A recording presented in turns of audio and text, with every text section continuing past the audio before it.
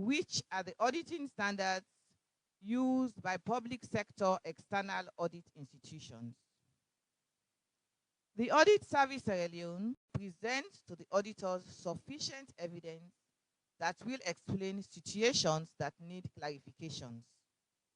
We are dealing with public funds here, and these have to be properly accounted for.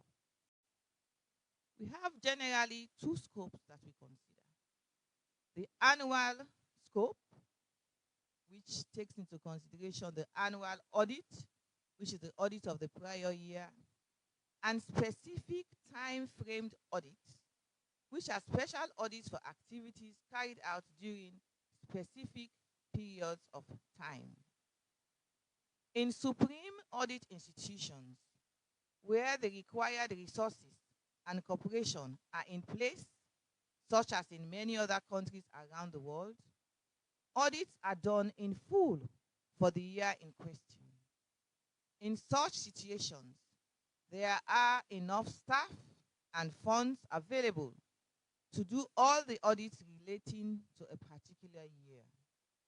Unfortunately, this is not the case for Sierra Leone, where the institution still has resource constraint issues, and where the auditees still do not present, where some auditees still do not present their financial statements on time for audit.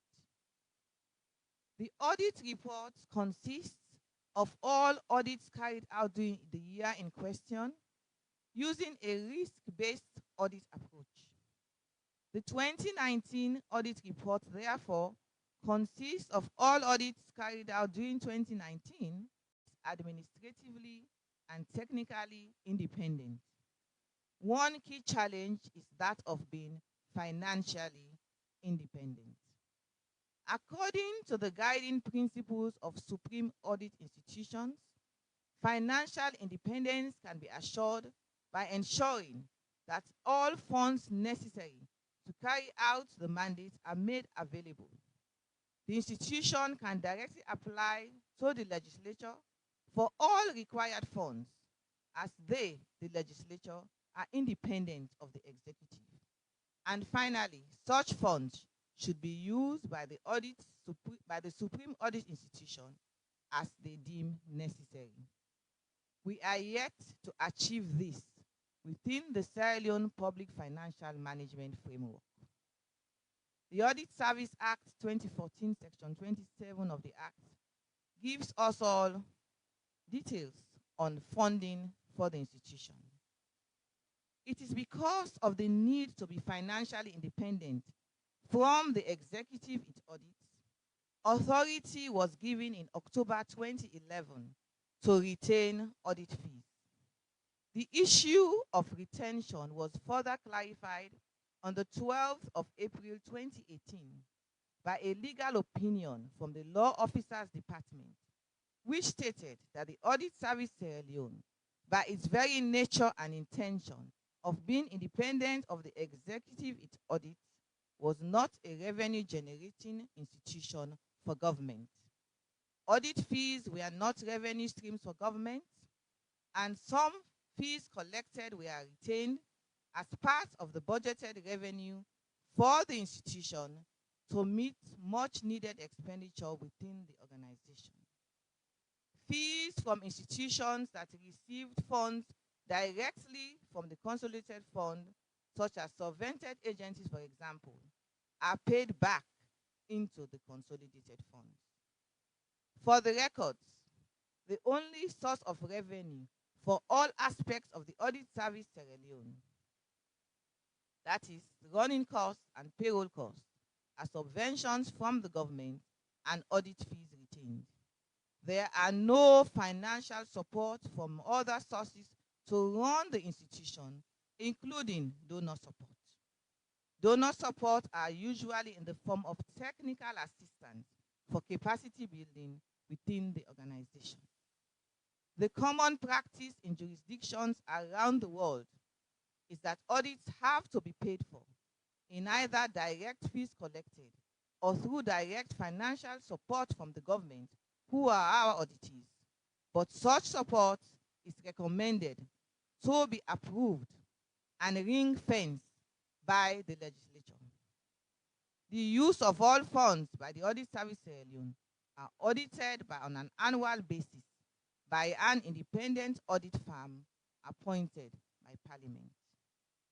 In conclusion, ladies and gentlemen, let me just mention that a number of issues were raised in the audit report submitted in December 2020, which we will support the PAC in dealing with. But for the sake of putting the record straight, we would like to address 4 issues: the timber revenue, 47 laptops, 50 kVA generator, procurement of motorbikes and vehicles by the Ministry of Transport. On this note, I'll hand the mic over to members of my team who were directly involved in these 2 audits, Mr. Selvin Bell and then Mr. Tamba Momo. Thank you, AG, for the opportunity to clarify the timber issue. Like the AG rightly said, we do a number of audits, financial and compliance audits.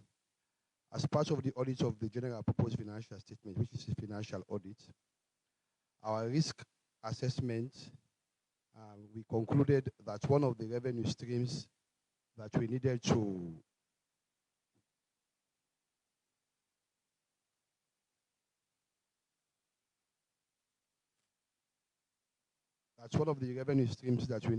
audit in detail was the revenue from the export of timber.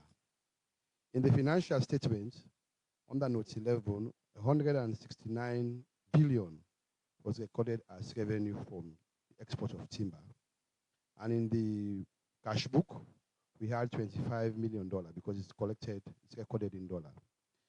As part of our audit procedure, we needed to ascertain whether the figures reported in the financial statements are true and fair and are reported correctly.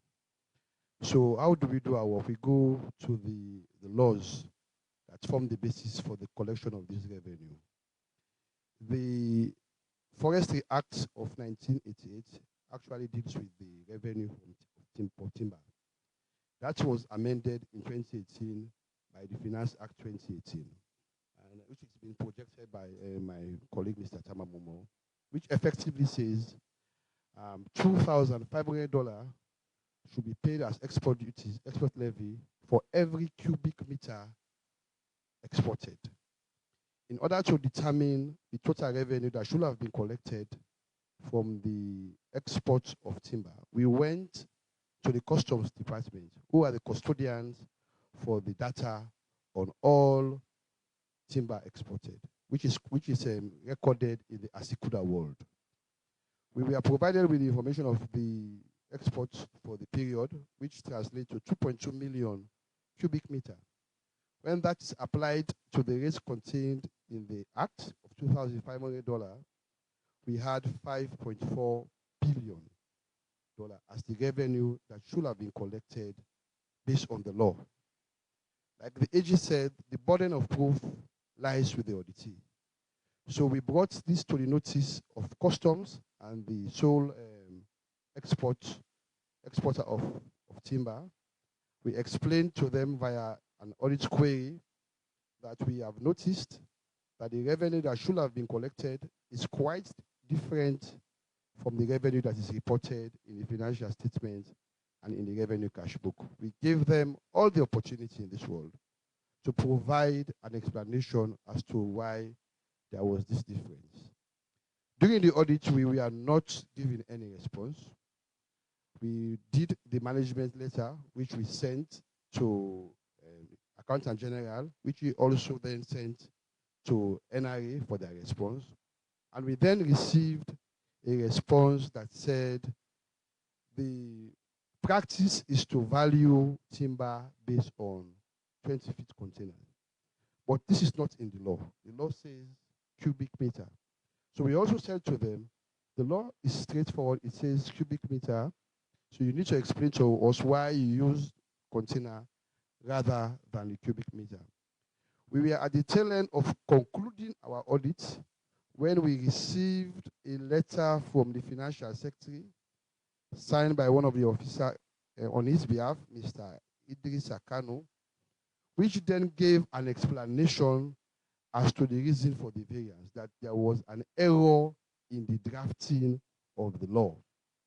The way we do our reports is that we do not remove things from the report, but we show how things have been settled. So in our report, if you go to our report, it says there is this difference and that we have received explanation from Ministry of Finance that there was an error in the drafting of the law, and they have agreed that going forward in the new Finance Act, that will be corrected. As a management, we sat down together, we looked at the issue. It is clear that there is a possibility there is an error in the law, and that has been contained in the report that we sent. That is why, if you look at the cash losses, this amount was not included in the cash losses. If it had been included in the cash losses, we would not have given a clean opinion, as the AG said, an unqualified opinion, because definitely that amount is material enough for a qualified opinion. But because of the explanation given by the Ministry of Finance, which is kind of plausible, that was not included in the cash losses, and it did not change the opinion. However, as part of our audit procedures guided by international standard, because of the nature of the transaction, we needed to bring out that fact in the emphasis of matter. As the AG said, we do what we call compliance audit. If there is a major deviation from the law, it has to be communicated to our stakeholder, who are the people of Sierra Leone, via the management letter and also in the audit opinion. So that is why it was put into and reported in the emphasis of matter. This is basically what transpired with the timber. And as the AG said, opportunity will be given to you to ask questions. And if there are any questions, I'm at liberty to respond to your questions. Thank you.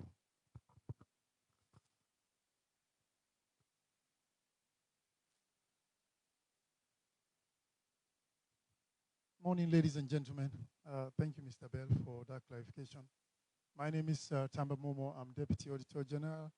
And as the AG have said, in the 2 reports that were sent to Parliament in December, a number of observations were made. Mr. Bell has taken some time to try and just clarify the issue of the timber. I'll take some time to clarify 3 issues in the COVID-19 report. But before I do that, ladies and gentlemen, let me take you briefly through the process that we went through during the audit of the COVID-19 funds. So first of all, the people have been asking, why is it that we are doing the audit? What powers do we have? I am sure the AG has addressed that, and even Mr. Sandy, in his opening remarks, mentioned the constitutional power of the Audit Service Sierra Leone through the Auditor General.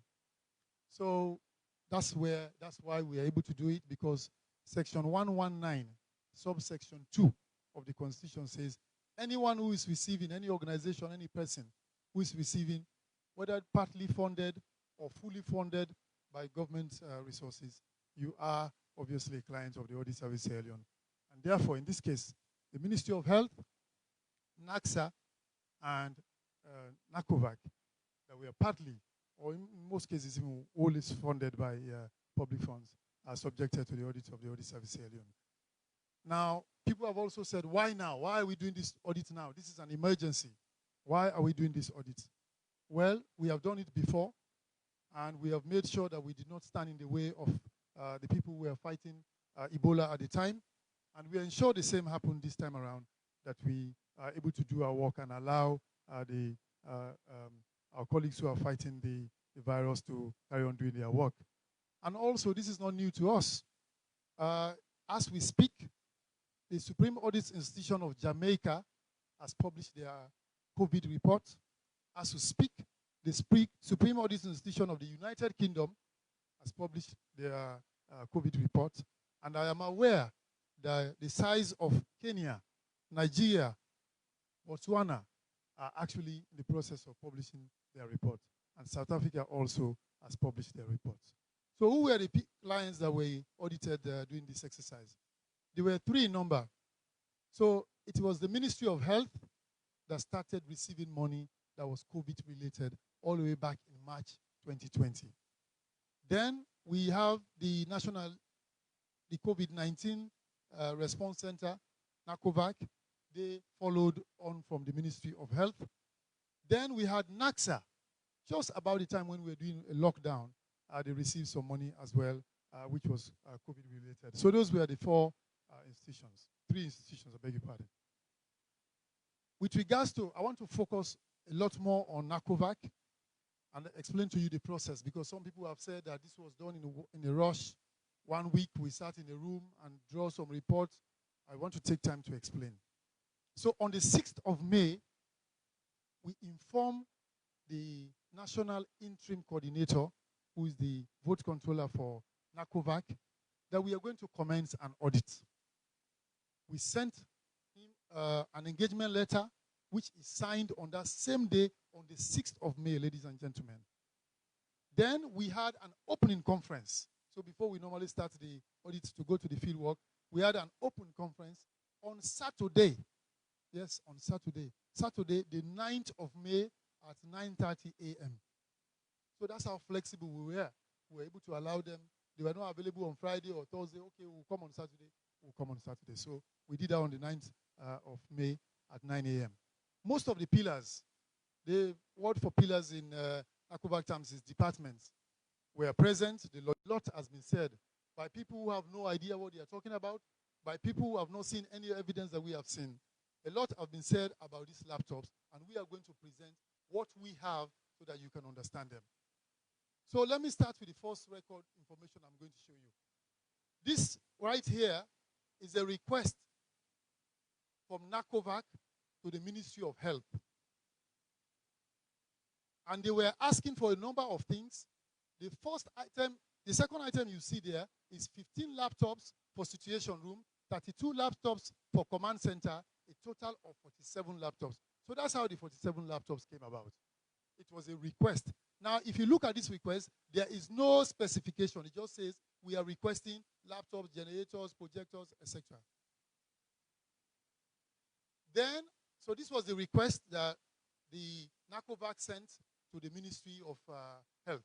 Then the Ministry of Health sent it to their procurement people in IPAO to manage the procurement. IPAO then, this is the integrated health project unit, they then agreed a contract with an already established supplier that they have been doing business with in what they call a framework contract. So this is the supplier contract that they had with the supplier. If you decided that we'll get you Guinea mango, you went to a supplier, do you have Guinea mango? He said yes. Can you supply us 47? Say yes. How much is it? They agreed, they signed the local purchase order. NACOVAC, in their own goods received notes here, they are saying they received 47 Guinea mangoes. So when the auditors went there, they were provided with rope, they were provided with all kinds of library. So that is the story. So all what you have had, these are the facts. You understand? So as far as the audit is concerned, either the 15 laptops that are touchscreen that were delivered and received by NACOVAC, either they are provided or their value, which is 4something million, is refunded. That is our position on this matter. So I'll leave that. I think I've made enough explanation there. Then there's this issue of 50 kVA generator missing. Now, something is missing when it is supposed to be somewhere and there's evidence that it's supposed to be there, but it's not there. That means it's missing. It is not, we are not saying it is not available. Because if it is if you receive it, then you have to make it available when the auditors request it. So let me take you through the generator issue. The generator issue, on the 19th of March, the Chinese embassy here in Sierra Leone made a number of donations to government.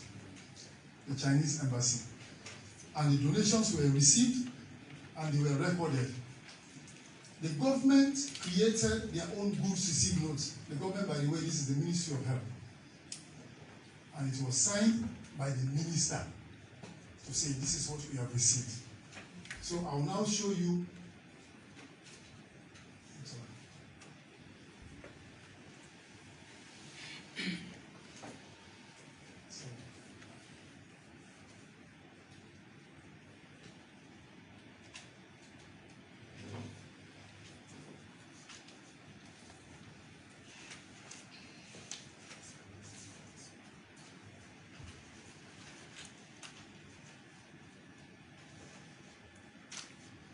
So the Ministry of Health, when they receive this donation, this is their own goods receipt document.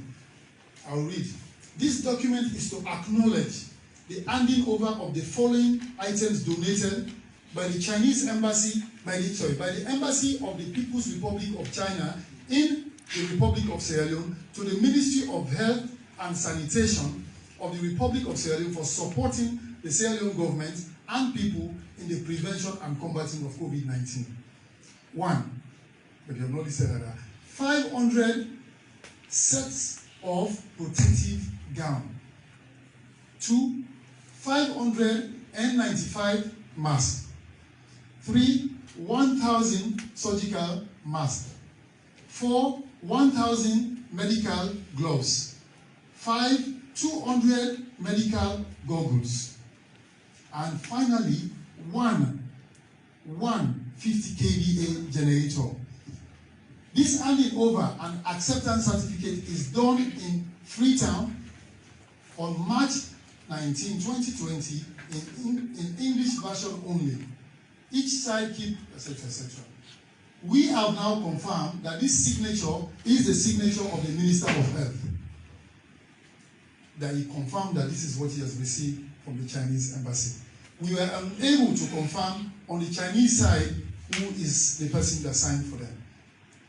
So when the auditors requested for this generator to be made available, we were told by the Ministry of Health that the generator is not in Freetown, it's in Zibi.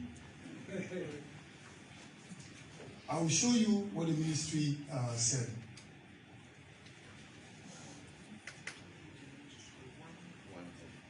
This is the response and extract of the response of the ministry in relation to the generator when the draft audit report was sent to them.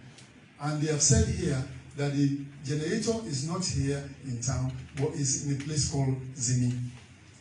As you can see here, on the management response. We acknowledge that as part of as at the time of the ASSL visit at the stores, the generator had been transferred to the Zimi PHU. So the auditors went to Zimi. If you have not been to Zimi yet, this is how they, sorry, beg your pardon.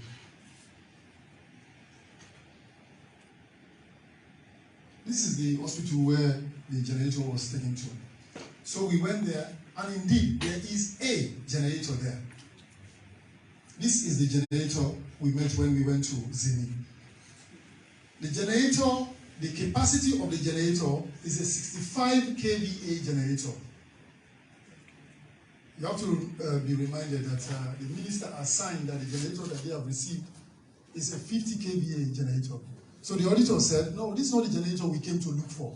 We came to look for a 50 kVA generator. It's good that you have 65 there, but then they said, no, this is the only generator we have here. So then we gone to the Chinese embassy. Now, this is the collaboration of the information we have. This is, if you go to the Chinese embassy website, now, you will find this press release there. What does it say? It ties up. It says, on the 19th of March 2020, Ambassador so-and-so handed over the following medical material plus 150 kVA generator. And it goes down in the press statement further. This is the minister who received it.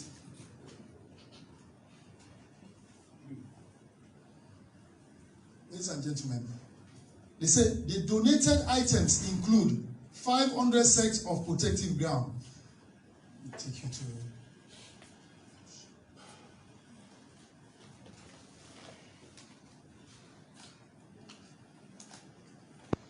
So we have 500 sets of protective gown. Does it not tie up? Yeah. Then the next thing that we have on the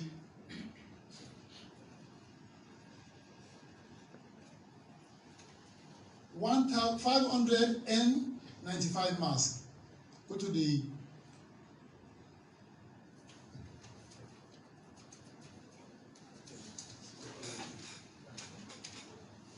$595 mask, SHS6 and 50 kVA generator. So as far as this audit is concerned, there is a 50 kVA generator according to the Chinese government and according to our own government. And that is not what is at Zimi. I'll rest my case. Then I'll go to the procurement of the 30 brand new vehicles. No, we don't have them as SUVs. Brand new vehicles by the Ministry of Transport for 20 million. The records that we have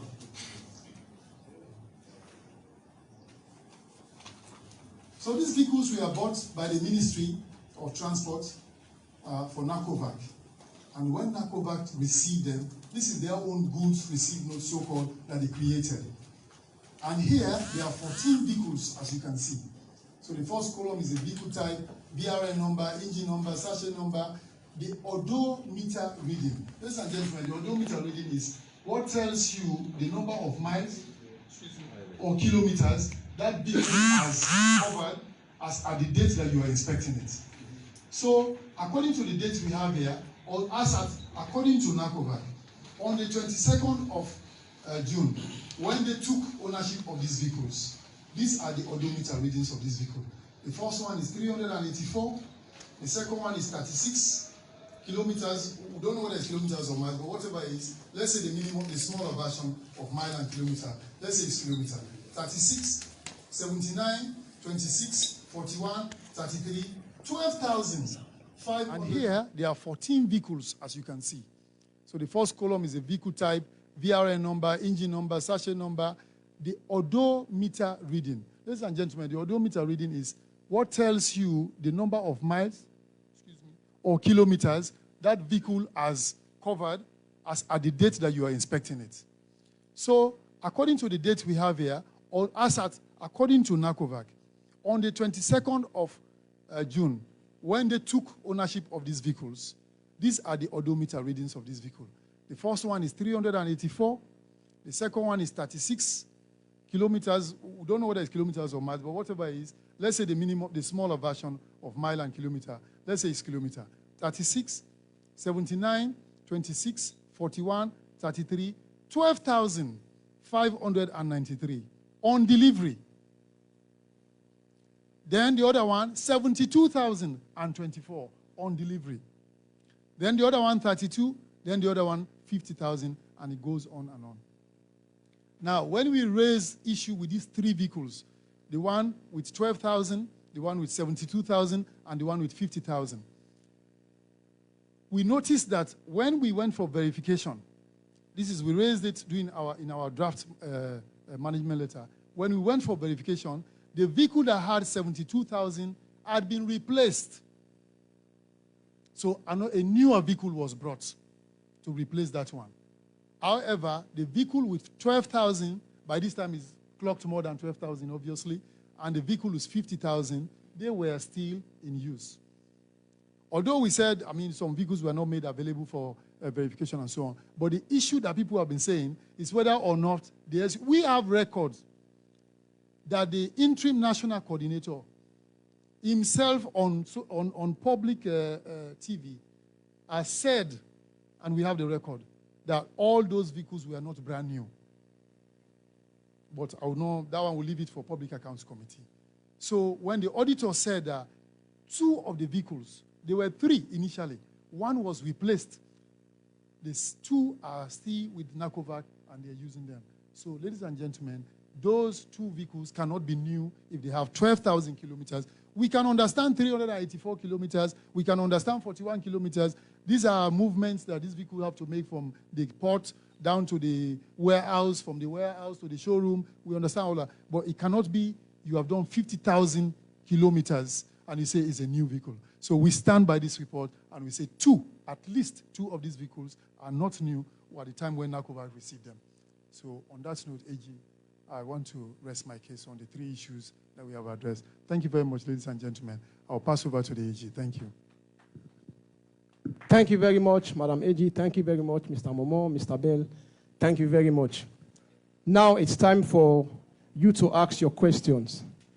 We'll take 3 questions, and then we allow AG and her team to respond.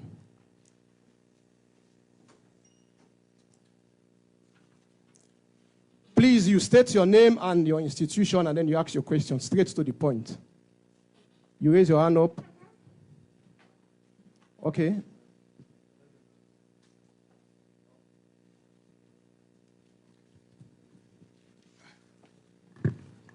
Thank you very much. My name is Melvin Tijan Mansari. I write for the Trumpet newspaper in Sierra Leone and Parliamentary News in Accra, Ghana. I have several questions, but I will slim them down to a few. Now that you have cleared the air on your powers to withhold some monies, that is audit fees, what could have been responsible for the Financial Secretary's letter on the issue of alleged 3 billion? And also, what is holding up the execution of the direct application of the Audit Service Sierra Leone to the legislature for its budget? And perhaps finally, Sierra Leone Parliament is yet to debate and take action on the 2018 Auditor General's report, etc. Can you say Parliament is complementing the work of the Audit Service Sierra Leone?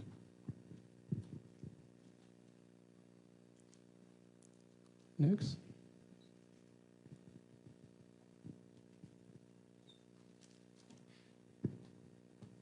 Thank you so much. I am Alassane Pablo from Justice FM 98.5.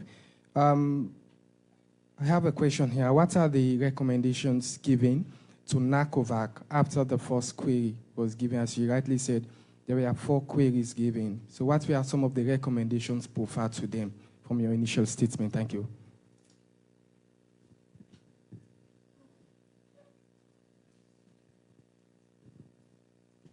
Mohamed Kone is my name, and I write for Standard Times newspaper. Madam Teba-Pierce, just now you are talking about funding gap. And in the 2020 Open Budget Survey, there's a report that says that Audit Service Sierra Leone is not adequately funded. And how does funding affect your work? And how is the lack of funding affecting staff retention? Or will this take us back to 2 or 3 years back when you have problem in providing your reports? We allow the AG and our team to respond, then we'll move next.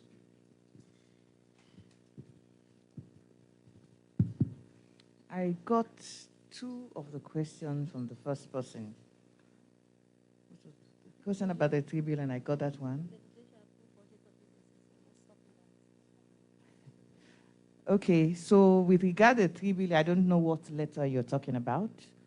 So if you can give us a copy of that letter with the way book where somebody from this office signed for a letter about 3 billion to this office, then it's something we can talk about. For now, I don't know what letter you're talking about. Now, the issue of what is stopping the legislature from ring-fencing the budget, I think that question should actually go to the legislature, because it's something we have brought up during the, every year, every institution that gets money from the CRF has to go and explain how you used your previous budget. And this matter has been brought up to the attention of Parliament. So we hope that one day that will happen, wherein if we ask for X amount of money to run our office, it is ring-fenced and we're giving, as some of my colleagues in the region enjoy that kind of facility, then it would be a better thing for the office financially. There was a question about how does Parliament complement the work of the ASSL?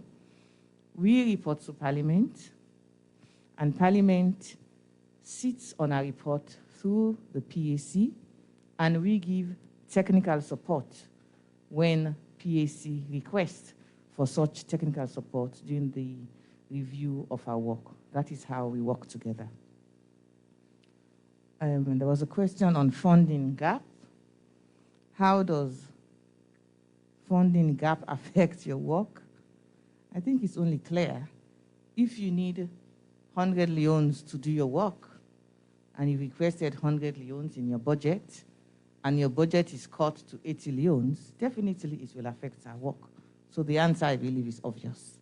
It is affecting our work in the sense that we cannot carry out all the audits that we want to carry out during the course of the year. And how does it affect staff retention?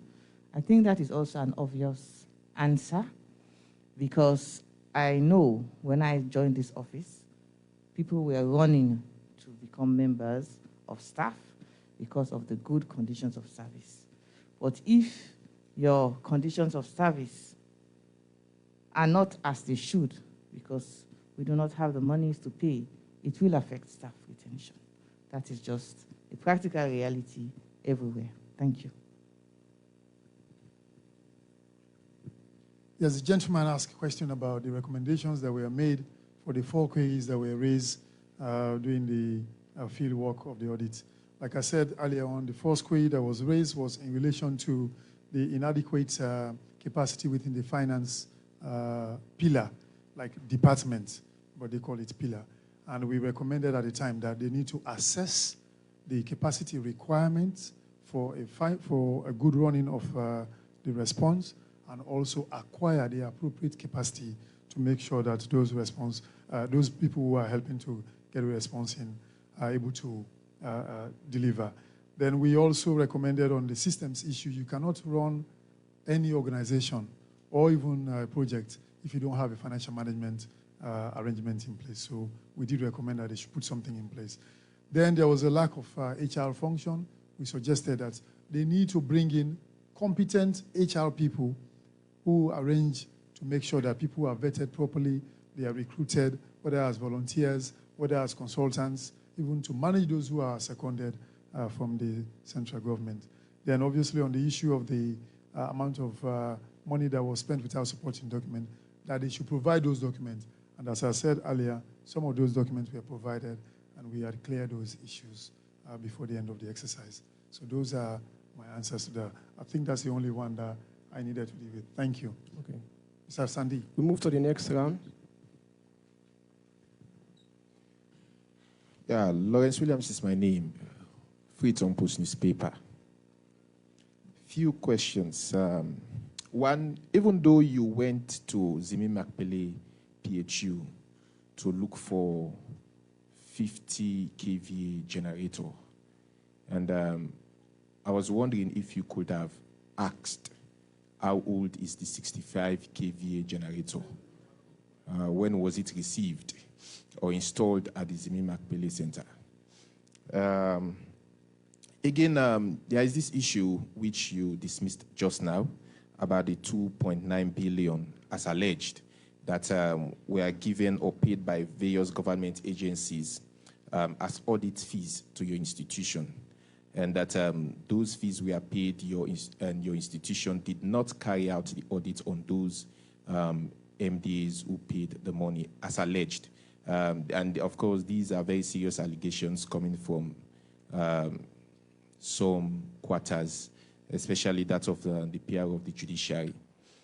And so I want you to clarify that. And again, there is this statement. People are saying that you admitted on 98.1 that your report contains some factual errors or material misstatement, as the case may be. So I want you to either admit, refute, or dismiss. And lastly, are you satisfied with the budgetary allocation to your office?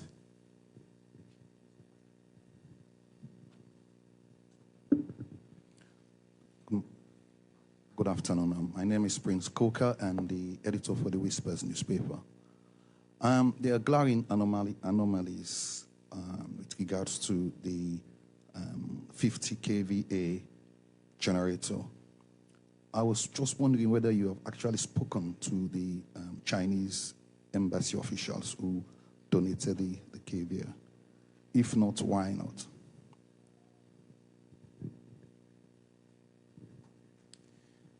My name is Mark Thompson. I'm continuing news for Abbey College. I have two questions. And Madam Telopias, are you frustrated by the manner in which past and present governments have been taking the audit report? And also, and secondly, recently we have been seeing the ACC acting upon this 2019 report. Are you concerned, or are you happy in the manner in which the ACC is moving so far? Thank you. We allow the AG and management to respond, and then we'll move to the next round. Okay, let me take the issue of the audit fees. The question the earlier gentleman asked was about a letter written by the FS. I've never received any letter from no FS on audit fees.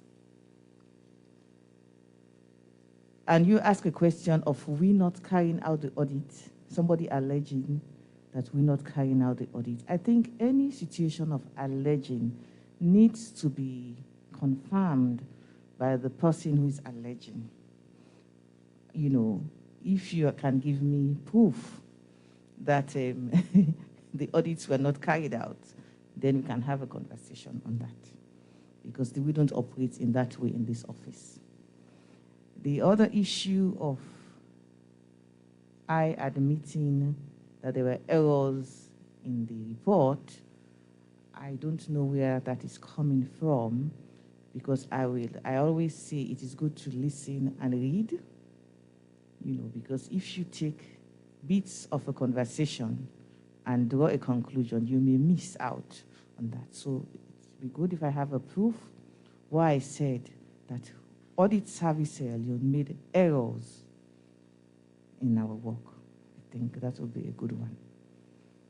And the issue of budgetary allocation to the office, of course, I have mentioned, somebody asked about that earlier, and I have mentioned that we need to have what we ask for in order for us to fully carry out our duties.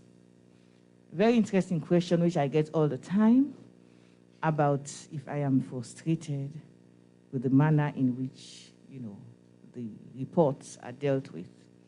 Actually, the audit service, our role stops at reporting, and we report to Parliament. The issue of being frustrated or happy is a no-brainer. We don't look at things that way. I think we should be asking the question to the auditees whose issues keep coming on year in, year out. Why are they not responding to the recommendations in the audit report? I think that is where the question should be, because we have to continue to do our work. That is what external audit business is all about. The issue of how ACC is acting on our report, if we are concerned or we are not concerned. Every institution has their mandate to do their jobs as per their mandate. So we don't have any comment on how another institution carries out its job. Thank you. Thank you very much, the gentleman, regarding the generator. So the generator that was donated in March. And when we went there in October to do the verification, the in charge had been transferred. So there was a new in charge that just arrived, and he could not outrightly say that the 65 kVA that was there was in fact brought in this time or that time. Now, when we asked for the outgoing in charge to confirm, he confirmed, but what the confirmation he gave us, he will not put, he will not sign for that confirmation. So therefore, I will leave it at that. But the fact of the matter still remains that the generator we are looking for is a 58 kVA generator, and it's not there.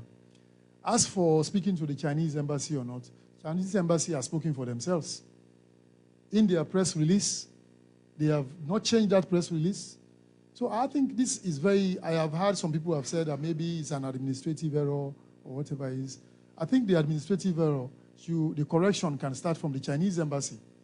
They can re-publicize a new press release to say, oh, sorry, the things that we delivered were not, in fact, some of what we said were. Then we can start from there. The ministry alone cannot change the specification of this generator, no. It is the ministry that jointly with the Chinese embassy that have to change it for the change to be effective. So as far as we are concerned, there is a 50 kVA generator out there that the Chinese government is saying they gave to the government of Sierra Leone that we have not seen. So I will leave you at that. On the issue of ACC acting on audit report, I think that's for Parliament and ACC to discuss. We, like the AG said, our function stop as reporting. Whosoever is acting upon it now and making social media comments, we cannot comment on those. Thank you. Good day to everyone. I am Mr. Tuboku Mexiga. The first question I want to ask is, how old is the Act of the Audit Sierra Leone? Because taking a look at the Act of Audit Sierra Leone, I think there is need for it to actually be reviewed and see, because I know there must be a lot of challenges when it comes to capacity and several other things.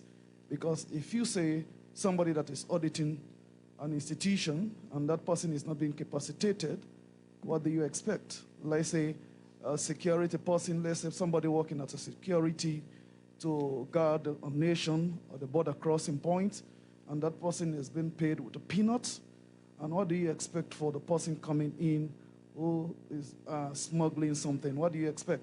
That security officer can easily be bought out, and there will be a lot of challenges. So when it comes to capacity for our auditors in Sierra Leone, they must be taken much more seriously. That is one of the things I have identified. And secondly, again, how are our auditors looking at our foreign offices? For example, our embassies abroad.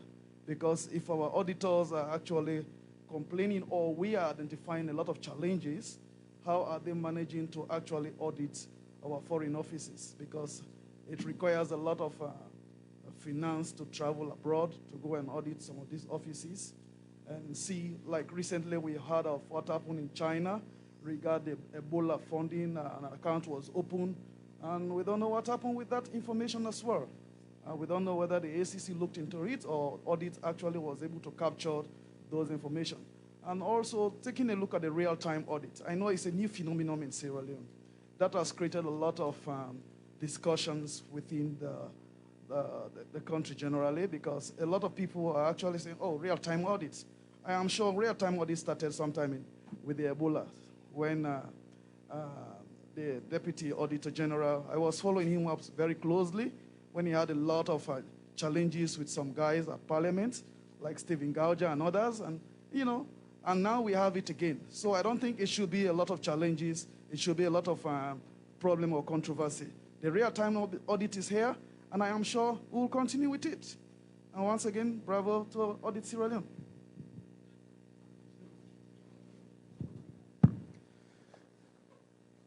Good afternoon, Alim Jallo. I write for the Times Essl.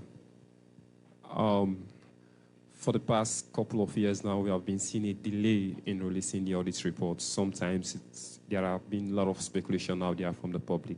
I just want you to address what's the cause of that, and also who audits the auditors general.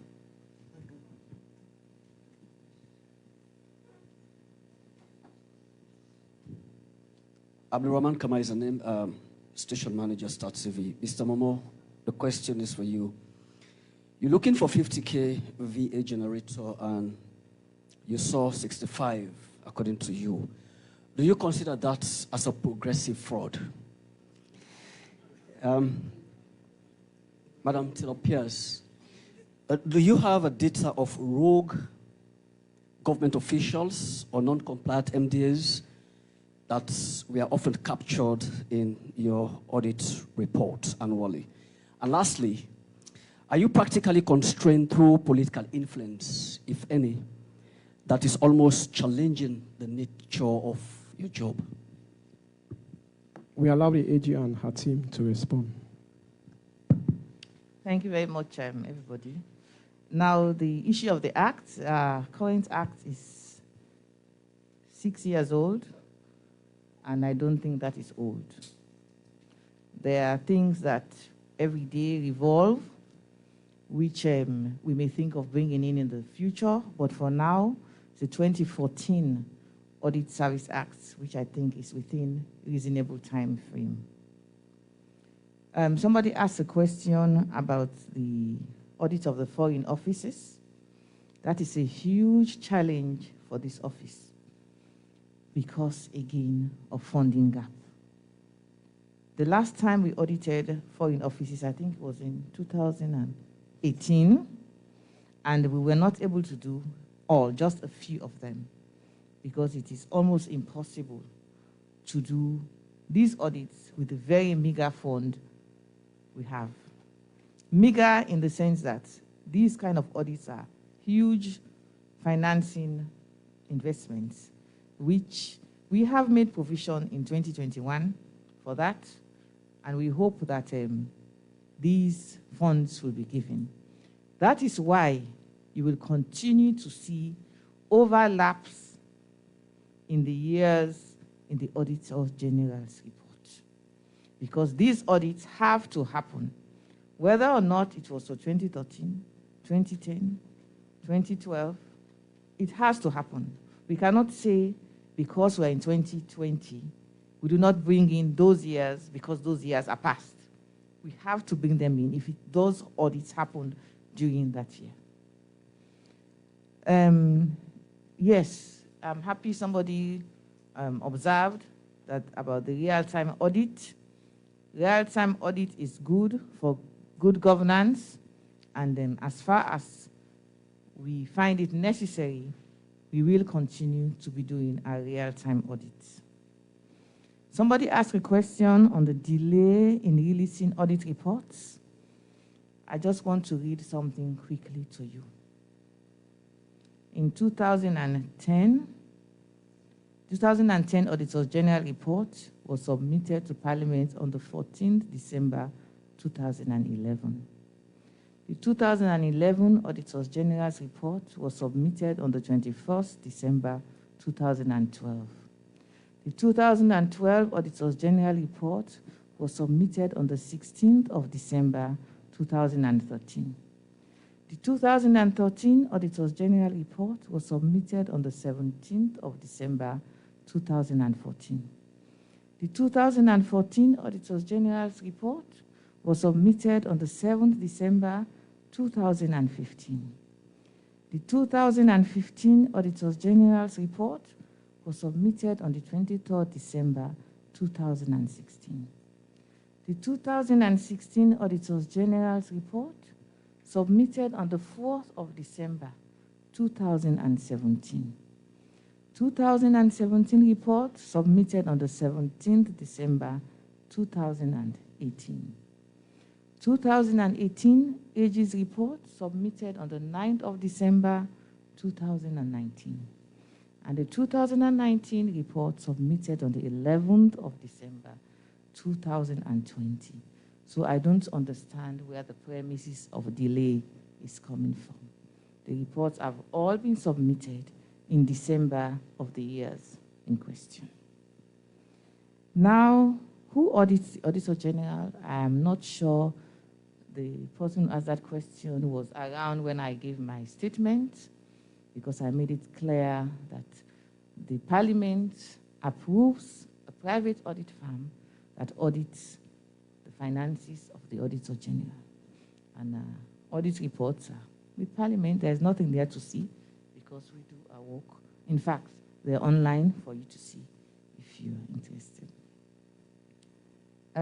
Issue of data of rogue officials. No, we don't have that data. But maybe we'll think about it if you can help us. The issue of political influence. As I sit here, I have never had a telephone call. I have never had a letter. I have never been accosted by anybody about my job regards in a political way. So if people are assuming, then I can't change the assumptions. But I have never had a telephone call, a threatening anything, anybody telling me this is how you have to do your work. No. I have enjoyed democracy in doing my work since I became Auditor General. Yes. So the question about fraud, I know that for fraud to happen, 3 things should be present. And whether there's progressive fraud or not, I'm not aware. So I will say that the issue of the generator is what we have said it is. I can tell you that the 65 kVA generator that was there before the one that we are looking to find was delivered. But like I say, let's leave some of this for PAC matters. Thank you. We move to the last round, please. Thank you. My name is Prince Abubakar Williams, Tumac Radio, 89.3 FM. And this question is for you, Mr. Momo. When you went to Zimi, at least to Siaubest, you can find out about the 50 kVA generator, and you met 65 kVA. Did you report back to the Minister of Health and Sanitation, Dr. Alpha Theory? If yes, what are some of the responses?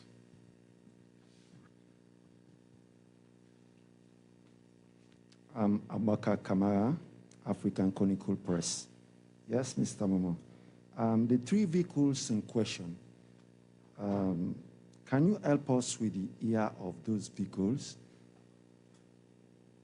Then the lower mileage vehicles, are they brand new? We'll give chance to a lady, please. I am Ramatu Kamara. I report for Sky Radio. In all what is happening, one will want to know really what is the relationship between the Audit Service Leone and the Anti-Corruption Commission. One bonus, just one bonus. Mohammed Kumara, the Watch newspaper.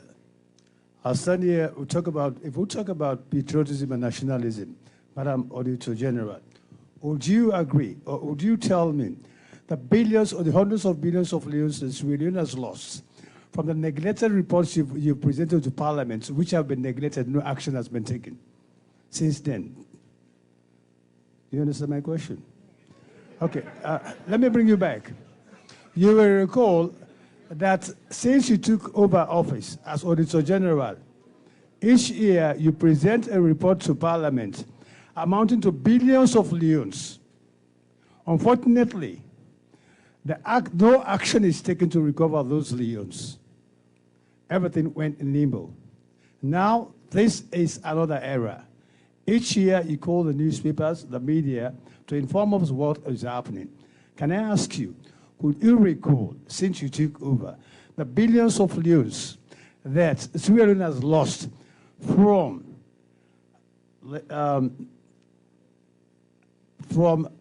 a chain of command of corrupt officials whom you would have expected to have done better? That is one. 2, my second question is,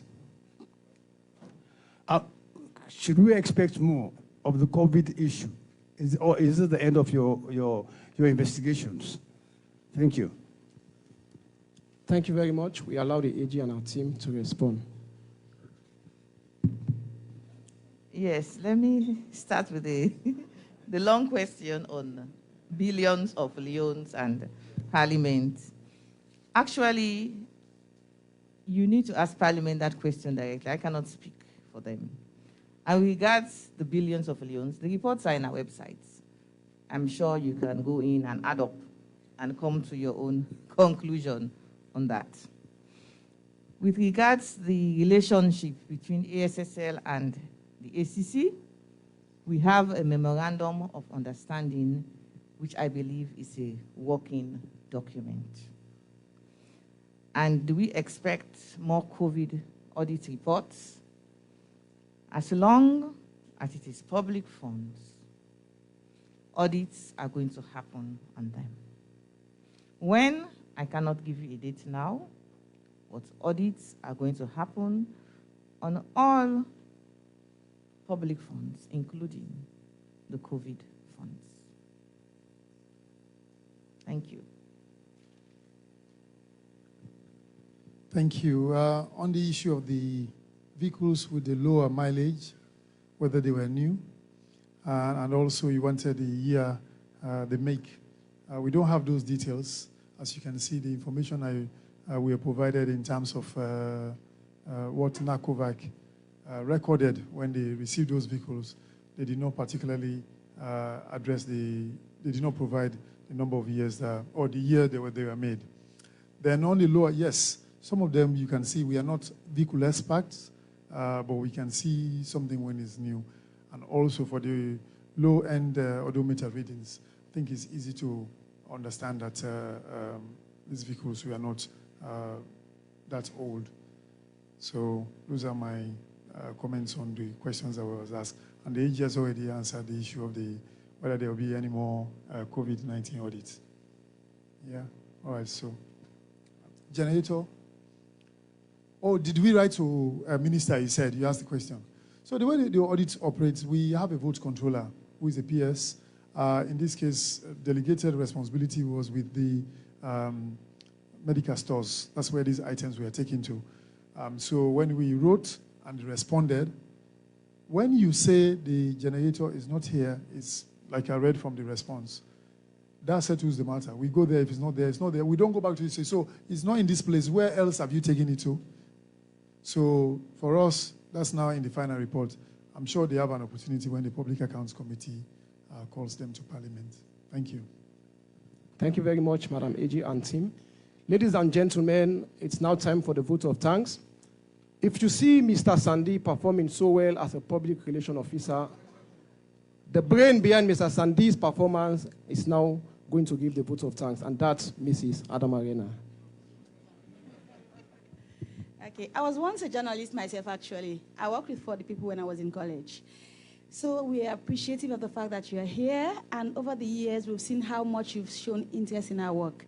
We thank you very much, because without your support, we wouldn't be able to broadcast to the public what we do. We don't have the skills, the means, and the opportunity to do that ourselves. So